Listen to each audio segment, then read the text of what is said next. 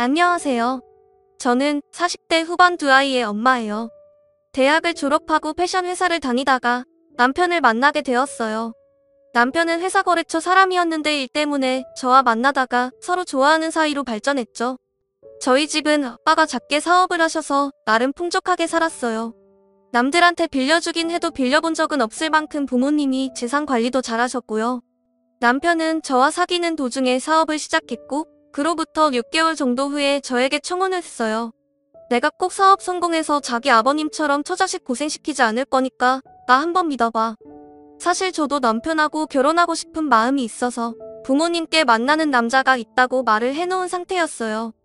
그래서 결혼을 하겠다고 했더니 아빠는 썩 내키지 않는 눈치였어요. 이제 막 사업을 시작했으면 회사 일로 많이 바쁠 텐데 회사 자리 잡으려면 앞으로 몇 년은 고생할 거고 그럼 집에 잘 들어오지도 못할 게 뻔한데 결혼부터 덥석하겠다는 게 영 마음에 안 든다. 내가 거래처 담당자로 일해봐서 아는데 사람 하나는 정말 확실해요. 일도 똑부러지게 잘 처리하고 그러니까 만나보기도 전에 그렇게 단정 짓지 말고 만나서 얘기해보고 생각해보면 안 돼? 라고 제가 말하자 아빠도 알겠다면서 집에 한번 데려오라고 하셨어요. 남편은 부모님을 보자 씩씩하게 아버님 어머님 안녕하십니까 박준호라고 합니다. 저 정말 유진이 행복하게 해줄 자신 있습니다. 저 한번 믿어주십시오. 라고 하는데 엄마는 그 말을 듣자마자 귀엽다며 웃으셨어요. 아빠는 남편이 하도 자신 있게 말을 하니 처음에는 묵묵히 보고만 있다가 사업하면서 가정 돌본다는 게 쉬운 일이 아니야. 꼭 내 딸과 결혼하고 싶다니 하는 말인데 정말 마음 단단히 먹어야 할 거야. 궁금한 게 있으면 어려워 말고 나한테 물어보게. 나도 도울 수 있는 게 있으면 도울 테니까. 라면서 등을 토닥이시더라고요.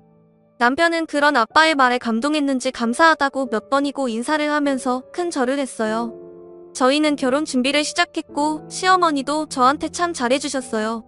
남편 위로 누나가 넷이나 있었는데 누나들이 남편 결혼식에 일절 간섭하지 못하게 해주신다며 저한테 연락도 못하게 하셨거든요. 지금 생각해보면 그게 다 계산이 들어있었던 것 같아요. 누나들이 너무 간섭해서 제가 결혼을 포기할까봐 아무 말 못하게 했던 거였죠. 아무튼 그때는 시어머니가 그렇게 해주시는 게 참 고마웠고 저도 더 잘하려고 많이 노력했어요. 그러다 보니 생각했던 것보다 혼수도 더 많이 해갔고 시어머니가 지나가면서 마음에 든다고 했던 것도 다 눈여겨봤다가 나중에 가서 전부 사가지고 갔죠. 그런 거 보면 참 사람을 어떻게 움직이는지 잘 아는 사람들이라는 생각이 들어요. 한 번은 결혼 전에 시어머니가 친구들에게 자랑하고 싶다며 저를 모임 자리에 부르신 적이 있었어요. 얘가 우리 며느리 김유진 어때? 너무 이쁘지? 너네 며느리는 이렇게 귀엽고 고급져? 라며 저를 막 추켜 세우시면서 내가 왜 없는 돈에 니들 밥까지 사겠어? 이렇게 비싼 장어집에서 다 이런 며느리 얻으니까 내가 좋아서 그런 거지? 라고 하시길래 저는 그것도 고마운 마음에 제가 식사값을 미리 계산하고 오기도 했거든요. 저희 부모님도 부모님대로 남편이 사업 시작하느라 돈이 많이 들었을 거라며 웬만한 건 저희 집에서 하는 걸로 해서 제 혼수 비용으로 돈을 정말 많이 쓰셨어요. 제가 큰딸이라서 그러신 것도 있는 것 같아요. 그렇게 저희는 양가 축복 속에서 결혼을 하게 됐고 경기도에서 신혼살림을 시작했죠. 남편은 정말 최선을 다하는 게 보였어요. 회사 일 때문에 늦게 올 때도 많은데 집안일도 많이 신경 썼고 주말이면 꼭 저보다 먼저 일어나서 청소도 했고요.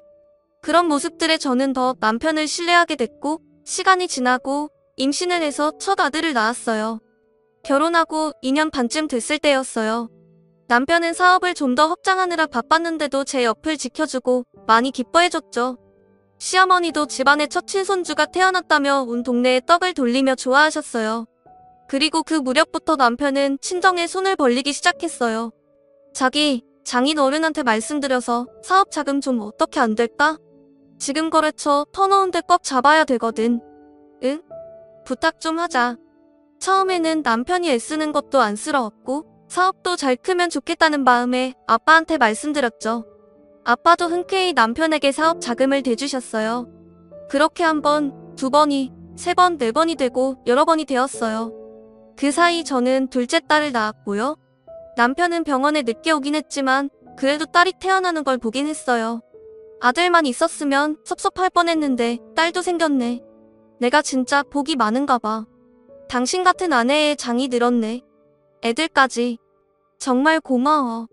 라며 장미꽃을 한아름 사와서 저에게 안겨줬어요. 시어머니도 수고했다며 좋아해 주셨죠. 그런데 둘째를 낳고 나서부터 남편은 일이 더 바빠졌다며 전부 다 집안일에 신경을 못 쓰더라고요.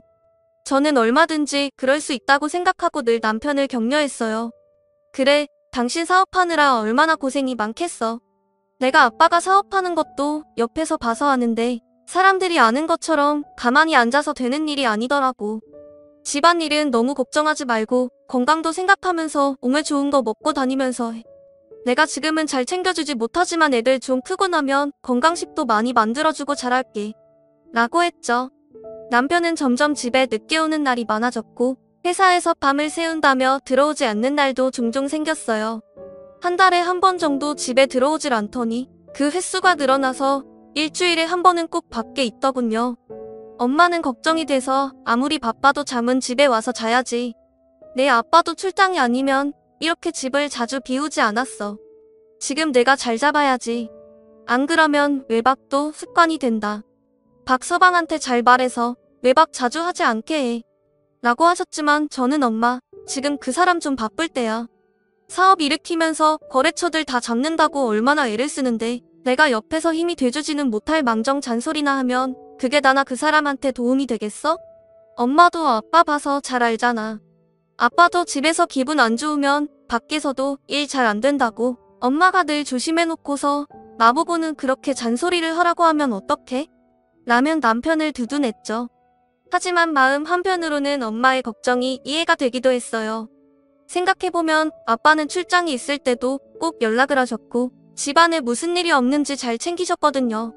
그런데 남편은 대부분 아무 연락도 없이 안 들어오기 일쑤였어요. 여보, 지금 제일 바쁠 때인 건 알겠는데 그래도 웬만하면 잠은 들어와서 자. 그리고 안 들어오는 날은 연락도 않고 당신이 어디서 뭐 하는지 모르니까 너무 걱정이 돼서 그래. 나도 집에 연락해야지 항상 생각은 하는데 일하다 보면 자꾸 잊어버리게 되더라고. 나도 연락하도록 노력할게. 라고 했지만 그 뒤로도 남편은 거의 연락이 없이 밖에서 밤을 새고 집에 들어왔어요. 어떤 날은 접대를 했다며 술에 잔뜩 취해서 몸을 가누지 못하기도 했죠.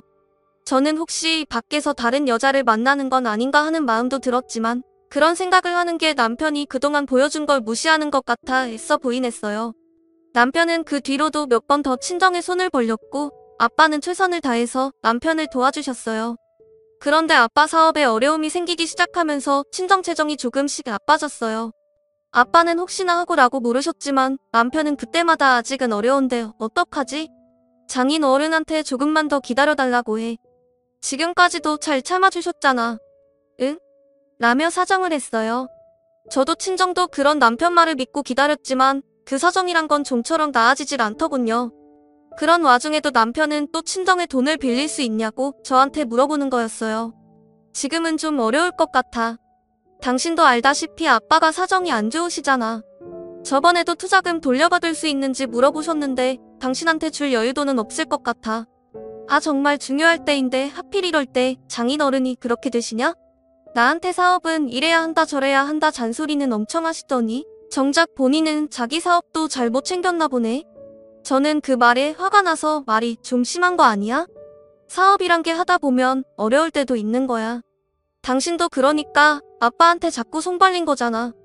다 당신 도와주느라 그런 말도 한 건데 아빠가 좀 도와주지 못한다고 어떻게 그렇게 말할 수 있어? 라고 하자 남편은 말이 그렇다는 거지. 답답하니까. 아, 진짜 돈을 어떻게 구하지? 라며 짜증을 내더니 그대로 집을 나가더라고요. 저는 너무 어이가 없었지만 남편도 힘이 드니 그렇겠지 하고 이해하려고 했죠. 하지만 아빠 사업은 좋아질 기미가 보이지 않았고 남편은 그런 아빠에게 점점 거리를 두는 게 보였어요. 일주일에 두세 번씩 아빠한테 전화로 안부도 묻고 얘기도 하더니 언젠가부터는 연락도 하지 않았어요. 요새 박사방 어떻게 지내냐? 덕 연락이 없는데. 라는 아빠 말에 저는 많이 바쁘대요. 요즘. 다 어렵잖아요. 그래서 회사 일 하느라 정신이 없다더라고요. 라는 변명을 했지만 아빠는 한숨을 쉬며 그래 어렵긴 어렵지. 그래도 안부 전화 한 통은 할 수 있을 텐데. 라고 하시는데 아빠도 어느 정도 눈치를 채고 계셨던 것 같아요. 저는 그날 밤 남편한테 당신 아빠한테 요새 전화 한 통도 안 하던데 그럼 우리 아빠도 섭섭하잖아. 안부 전화는 가끔씩 해줘. 아 진짜 되게 말만 해. 니네 아빠 섭섭한 게 그렇게 대수야? 나 어려운데 도움 하나도 안 되는 게 누군데 그래. 그렇게 따지면 나는 더 섭섭해. 사업은 이래야 한다 저래야 한다. 아들 같아서 하는 말이다. 말만 흐려놓더니 자기 사업 어렵다고 돈도 안 빌려주고 말이야. 날 정말 아들로 생각하면 이러진 않겠지. 아빠가 일부러 안 빌려주시는 것도 아니잖아. 그러는 당신은 아빠 어렵다고 투자금 좀 돌려달라고 몇 번 얘기해도 한 번도 돌려준 적 없잖아. 그래도 당신 사업은 아빠처럼 어렵진 않은데 당신도 우리 아빠 친아버지처럼 생각한다며 친아버지라면 그랬겠어? 라고 하자 남편은 코웃음을 치며 나도 받는 게 있어야 그렇게 하지. 진짜 자기네 부모님들은 가식적이야. 친아들 같았으면 애당초 나 어렵게 사업 안 해도 됐겠지. 당신 아버지 회사 그대로 물려받으면 되니까. 내가 당신 아버지 회사 들어갔으면 지금처럼 위기도 안 생겼을걸? 라고 하는데 그제야 남편의 속마음이 보이는 것 같았어요. 애당초 우리 아빠 사업체를 보고 저한테 그렇게 잘했다는 게 느껴지더라고요.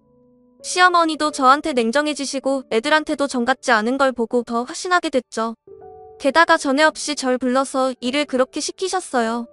오늘 집에 와서 반찬 좀 해놓고 가라. 내가 그만큼 봐줬으면 내가 알아서 해놓을 때도 됐는데 어쩜 그렇게도 눈치가 없니? 꼭 이렇게 말을 해줘야 알아? 어머니 저 전에 가서 반찬하고 김치한다고 그러면 어머니가 말리셨잖아요.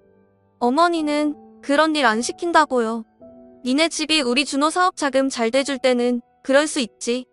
그런데 지금은 아니잖니? 그럼 내가 일이라도 잘해야지. 지금 내가 준호한테 뭘 해줄 수 있는데 생각이 모자라면 염치라도 있어야지. 정말 그 자리에서 눈물이 쏙 빠지더라고요. 저는 아직 어려서 보채는 아이들을 업고 안고 달래가며 시댁에 가서 반찬을 하고 김치를 담갔어요. 그러는 동안 시어머니는 안방에 들어가서 한 번 내다도 보지 않으시고 그렇게 예쁜 손주들이라더니 쳐다보지도 않으시더라고요. 그러다가 어느 날 시어머니가 전화하는 소리를 들었는데 아우 내가 속았지 속았어. 잘 나가는 집안인 줄 알았더니 아주 속빈강정이지 뭐야? 라며 친정을 흉보고 있더라고요. 저는 그때부터 이혼을 생각하기 시작했죠. 남편에게도 이상한 낌새가 느껴졌거든요. 한 번은 집으로 전화가 왔는데 제가 받으니 바로 끊어지더라고요. 그러니까 샤워하던 남편이 뛰쳐나와서 전화기를 갖고 들어가는 거예요. 아무래도 안 되겠다 싶어서 흥신소에 부탁을 해서 남편 휴대전화 기록을 조회했어요. 그러면 안 되는 건 알았지만 확실히 알고 싶었으니까요. 아니나 다를까 저장되지 않은 번호와 자주 통화가 있었는데 제가 그 번호의 전화를 읽으니 여자가 받더라고요. 저는 바로 전화를 끊었고 다음날 남편 회사로 찾아갔어요. 남편이 볼 일이 있어서 외근 중이라며 연락을 하겠다고 하더군요. 연락 안 하셔도 돼요. 집에서 얘기하면 되죠. 그냥 저 왔다고 나중에 전해주세요. 저는 그렇게 말하고 남편 회사 건너편에 있는 카페에서 계속 남편 회사 쪽을 감시했어요. 그러자 한참 후 남편이 어떤 여자와 차에서 내리는 게 보였어요. 둘이 서로 팔짱을 끼고 회사 현관 문 앞까지 오더니 헤어지더군요. 저는 집에 가서 남편이 들어오기만 기다렸다가 남편이 오자마자 따졌죠. 당신 오늘 회사 앞에 같이 있던 여자 누구야? 당신 만나러 갔다가 봤는데 꽤 친해 보이더라. 그러자 남편은 변명도 안 하고 내 첫사랑이야. 얼마 전 우연히 다시 만났는데 남편하고 헤어지고 혼자서 제법 알찬 사업체를 운영하더라고. 같이 사업하다 보니 서로 처정도 잘 알고 말도 잘 통하더라. 당신하고는 달라. 라고 하더니 도로 집을 나가더라고요. 저는 진짜 망치로 머리를 3개 얻어맞은 것 같아서 한동안 아무것도 못한 채 그 자리에 있었어요. 그리고 며칠이 지나자 남편은 제게 헤어져 달라고 하더군요. 당신 덕에 여기까지 온 건 인정할게. 근데 우린 이게 한계인가 봐. 당신도 이제 나 더 이상 좋아하지 않잖아. 나도 마음이 떠서 더는 이렇게 못 살 것 같아. 깔끔하게 이혼하자. 응? 알았어. 대신 우리 아빠한테 돈 받았던 거 다 토해내. 나 그 돈 받기 전엔 절대 이혼 못 해줘. 라며 저도 세게 나갔어요. 그리고 며칠 후 애들은 어린이집에 데려다주고 왔는데 웬 남자들이 저희 집에서 애들 가구랑 제 화장대를 밖으로 옮기고 있는 거였어요. 지금 뭐 하시는 거예요? 우리 집 물건들을 왜 죄다 밖으로 내놔요? 어디서 왔는데 이러는 거냐고요? 라며 소리를 질렀더니 저흰 저기 안에 계신 할머니가 불러서 시키는 대로 하는 거예요. 라고 퉁명스럽게 대답하더라고요. 제가 서둘러 집에 들어가 보니 시어머니가 거실 소파에 떡하니 앉아서 사람들한테 일을 시키고 있었어요. 어머니, 이게 다 어떻게 된 거예요? 애들 침대랑 책장을 왜 빼요? 제 화장대는요? 너도 다 알고 있다며? 준호대학 때 여자친구 만나는 거. 그러니까 긴말 안 하마. 이제 서로 도움이 되지도 못하는 사이인데 계속 같이 살아봐야 좋을 게 뭐가 있겠니? 이쯤에서 서로 갈 길 가는 게 더 낫지 싶다. 애들 어린이집 끝나면 너네 친정으로 데려가. 그럼 이걸 다 지금 저희 친정으로 보내신다고요? 저 이렇게는 못 나가요. 아빠가 그 사람한테 어떻게 했는데요? 그 사람 지금 사업하는 거 다 아빠 덕이잖아요. 우리 아빠 돈 돌려주기 전에 저 여기서 한 발자국도 안 움직일 거예요. 그러자 시어머니는 증거 있어? 니네 아버지가 준호한테 돈 빌려줬다는 차용증이 있기라니? 무슨 계약서가 있니? 생사람 잡지 말고 어서 썩 나가거라. 라며 저를 집 밖으로 떠밀었어요. 저는 악만 남아서 소리를 지르며 울었지만 아무 소용 없었어요. 가구를 실으러 온 아저씨들이 대충 이야기를 듣고 눈치를 채셨는지 저를 불쌍한 눈으로 보며 친정까지 태워다 주겠다며 저를 달래셨고요. 저는 애들을 데리고 친정에 가서 방에 들어가 조용히 울기만 했어요. 엄마도 억울함에 이를 악물고 눈물만 흘리셨죠. 아버지는 나중에 조용히 저를 불러서 그만 잊어라. 나도 깨끗이 잊어버릴 테니까. 안 그래도 박서방이 수상해서 우리 회사 형편이 나아지는 걸 일부러 말 안 했다. 혹시나 말이 새다가지 않게 단속도 있고 역시 우리 집 돈만 노렸던 게 맞았구나. 아들 같은 사위라고 철석같이 믿고 차용증도 안 쓰고 돈 빌려준 내 잘못이다. 라며 위로하셨어요. 저는 그저 죄송하다는 말밖에 할 수 없었어요. 그렇게 저는 이혼을 했고 그 후 얼마 안 돼서 아빠가 돌아가셨어요. 갑자기 심장마비가 와서 돌아가셨는데 아무래도 스트레스 때문이었던 것 같아요. 남편한테 일단 연락을 했지만 예상은 했던 대로 장례식장에 오지 않더군요. 그 후 저와 엄마는 사업을 정리해서 전문 경영인에게 대표 자리를 넘겼고 저는 아버지가 남겨주신 재산으로 인터넷 쇼핑몰 사업을 시작했어요. 다행히 패션 회사에 다닐 때 친구들과 간간히 연락을 이어와서 그 덕을 볼 수 있었어요. 저는 직접 디자인도 하고 동대문도 돌아다니며 옷감을 끊어다가 만들어 자체 지적 상품을 만들었고 수입품이나 기성품보다 제가 만든 옷들이 더 반응이 좋아서 가입 회원들도 많아지고 매출도 계속 올라갔어요. 중간에 좀 힘들 때도 있었지만 그때마다 아빠와 아이들을 생각하며 버텼어요. 그렇게 몇 년이 지나니 쇼핑몰이 꽤 커져서 직원들도 많이 두게 되었고 소울 대박이 났어요. 그 즈음 직원이 전 남편이 사무실로 몇 번 전화가 왔다고 알려주더군요. 저는 아무 말도 하지 않았지만 감이 좋지 않았어요. 이미 제 사업이 많이 컸다고 이쪽에서는 소문이 났고 그게 전 남편 귀에 안 들어갈 리가 없었거든요. 그리고 얼마 안 돼서 그 사람이 절 찾아왔어요. 저는 직원에게 바쁘니까 못 만난다고 돌려보내라고 했는데 계속 기다리겠다고 했다는 거였어요.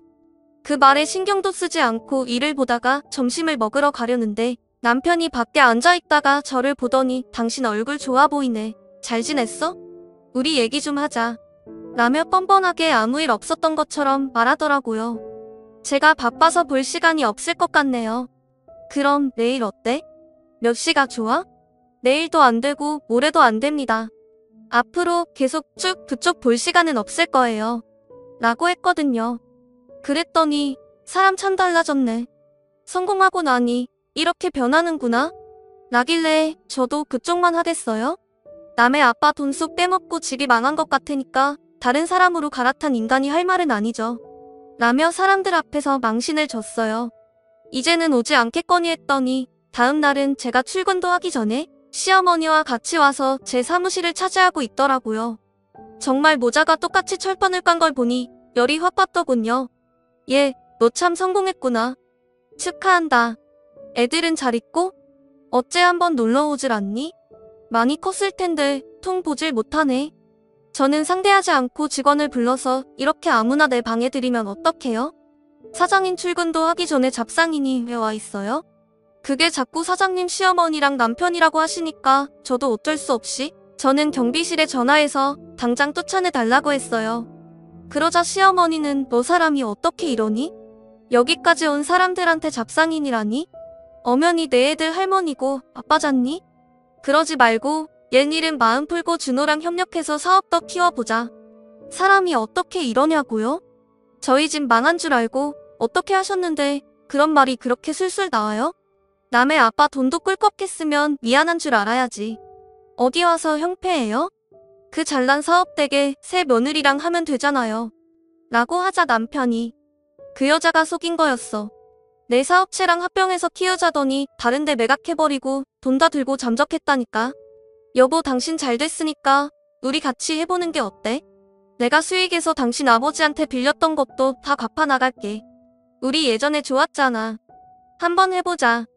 나는 그럴 생각이 전혀 없어. 친정 망했다고 그렇게 독하게 굴더니 아주 웃기지도 않네. 그리고 지금 말한 거 내가 지금 휴대폰으로 다 녹음했으니까 곧 고소장 날아갈 거예요. 우리 아빠 돈 토해낼 생각이나 하고 있으세요? 그때 경비원들이 들어와서 두 사람을 양쪽에서 끌고 나갔어요. 여보 한 번만 좀 봐주라. 나 재기하게 도와줘. 얘야 내가 이번엔 진짜 잘하마. 애들도 잘 봐줄 수 있어. 저는 그냥 사무실 문을 쾅 닫고 들어와 버렸어요. 그리고 변호사를 선임해서 아빠 돈 떼먹은 걸 고소했죠. 물론 증거가 많지 않아서 어려울 거라는 건 알고 있었고 돈도 거의 돌려받지 못했지만 그냥 넘어가기에는 너무 억울했거든요. 그렇게라도 해야 하늘에 계신 아빠가 속이 좀 풀릴 것 같았어요. 저나 엄마도 그렇고요. 저는 지금도 혼자서 아이들을 키우면서 사업을 하고 있어요. 친정엄마도 애들 돌봐주시고 많이 도와주시고요. 결혼은 다시 생각하고 싶지도 않네요. 물론 세상에 좋은 남편들이 더 많다는 것도 알지만요. 저는 이제 남의 편인 시댁이라면 사용하고 싶네요. 이렇게 사연을 털어놓으니 속이 좀 많이 후련해지는 것 같아요. 얘기 들어주신 여러분들 정말 감사하고요. 모두 좋은 일만 넘치시길 바랄게요. 하늘이 스스로 돕는 자를 돕는다는 말이 정말이더라고요. 다들 희망을 잃지 마시고 화이팅 하세요. 좋아요와 구독은 저에게 큰 힘이 됩니다. 오늘도 좋은 일 가득하세요. 감사합니다.